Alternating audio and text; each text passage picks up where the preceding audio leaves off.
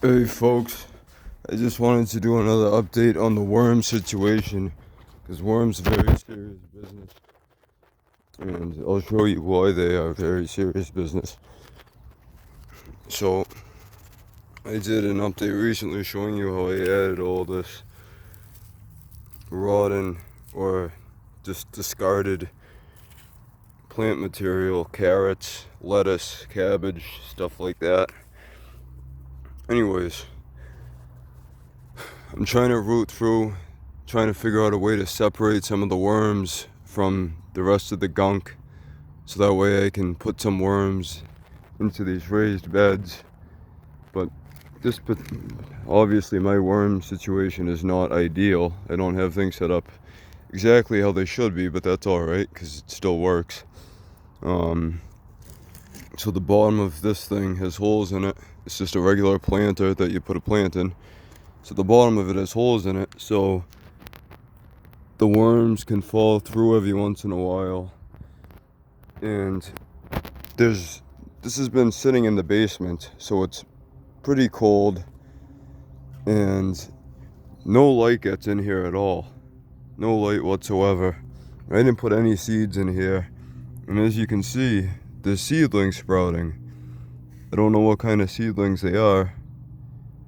Probably some kind of a weed, I can't tell by looking at them. But they're sprouting in the bottom of this worm bin with absolutely zero light whatsoever. So this stuff is extremely fertile. It's very beneficial. And I'm not sure if you can see this with the resolution that I have, but all these tiny, yeah, you can see it, these tiny little things here, these are worm eggs. So you don't want to disrupt your worms too often, because you can break those things very easily. They're very delicate. They're like little cocoons. But those will sprout new worms. Like I said before, the worms grow exponentially. If you just buy yourself just a few worms, like I said before, you can get a container of them for about $4 or $5 at PetSmart, or probably any place that sells tackle worms, whatever. You want to get red wigglers. Red wigglers are what you want, and you want to make sure that they're alive when you get them. You just need to buy them once, and pretty soon you'll have a ton of worms. And these worms make compost for you 24/7 for free. They do all the work for you. Now these guys look a little bit too white. They're not very red. And I'm assuming that's because there's way too much water in here. The worms also don't like bright light whatsoever. If I took my shadow off of this, you'd see them go crazy. I'm not going to do that, but if you put them in bright light, they can't stand it. But as you can see, this thing is absolutely filled with worms.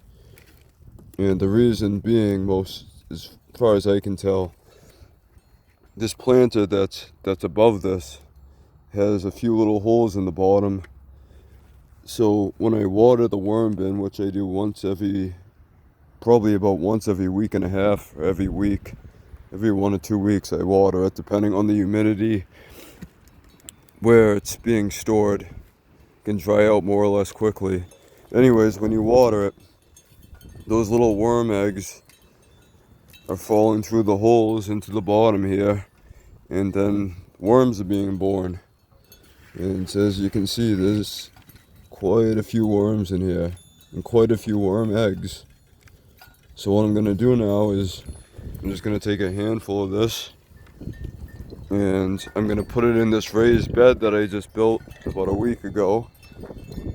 And just this one handful should be enough. Within a month or so, there should be a pretty decent worm population in this bed, which will help keep the soil fertile by adding compost to it continually, and it'll help aerate the soil as the worms move through the soil. And so Another thing is you don't want the worms to be too dry. They don't like it to be dry. So I'm gonna go ahead, I'm gonna water this bed. I plan on planting things in this bed today.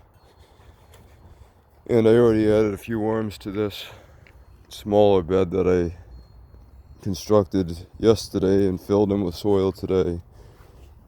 So I'll add just a few more to that. So this bed being real small, this thing will be full of worms in no time. Especially now that it's starting to get warmer outside. Worms don't like it really, really hot, but they definitely don't like it really, really cold. If it gets too cold, it'll actually kill them. I don't know what the actual temperature is, but I believe if it goes below freezing, I'm guessing below freezing is going to kill them. But anything in the mid 20s to lower 20s, I'm 90% sure would kill them, but I need to look that up. But anyways, we're not supposed to get below 32 again now. I'd say we're not going to hit below 32 until the winter time. So this thing should be full of worms soon. And then there'll be tons of spinach and lettuce in here. And I won't have to pay for any produce. I'll know where my produce came from. I'll know what went into it. I'll know who touched it, which is just me, nobody else. So I don't have to worry about any viruses or any of that malarkey. And you can see these are all baby spinach varieties. There's some kale varieties in here. Not sure which kale varieties, but all the spinach varieties are baby leaf hybrid spinach. They're just seeds I got from Burpee. I'll start some more spinach seeds today, and I'll start a variety that is slower to bolt. Bolt meaning go to seed, start producing seeds. All these leafy greens, spinach, lettuce, kale, Swiss chard, they all start to produce seeds once it gets really hot because they don't like the hot weather and they tend to die in the hot weather. So, seeing that they're about to die, they produce seeds so they can produce offspring. But once they start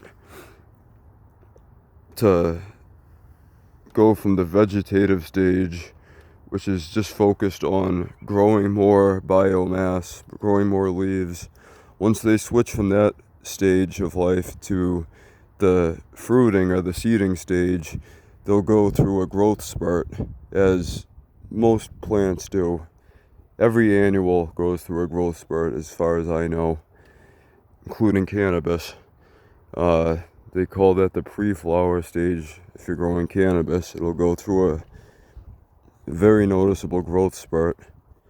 Anyways, once the leafy greens hit that growth spurt, they're still edible, but they start turning really, really bitter, and you don't want to eat them.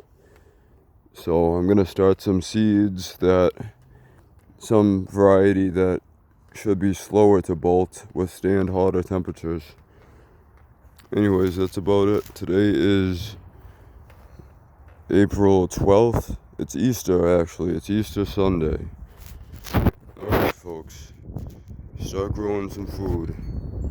Or whatever.